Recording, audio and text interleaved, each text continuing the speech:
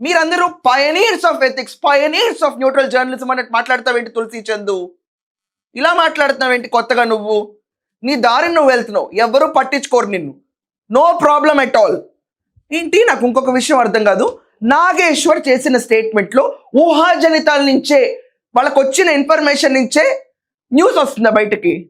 Is it అంటే విన్న వ్యక్తి, అన్న వ్యక్తి పవన్ కళ్యాణ్ పిచ్చోడా? నేను మాట్లాడలేదు అని చెప్తుంది పిచ్చోళ్ళ? ఆంధ్రప్రదేశ్లో ఒక పొలిటికల్ రైవలరీ నేపడం ఇది జర్నలిజమా? అతని కోసం సపోర్ట్కి వెళ్ళి నువ్వు హౌ డేర్ యూ టీడీపీ?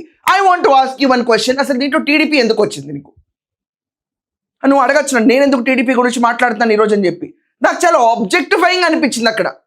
నేను ఈ రోజు దాకా చంద్రబాబు నాయుడు కానీ లోకేష్ కానీ భజన చేస్తున్న వీడియోస్ ఎప్పుడు పెట్టలేదే, చూసుకోపోయి. No, I never kept any single video doing all sorts of భజన.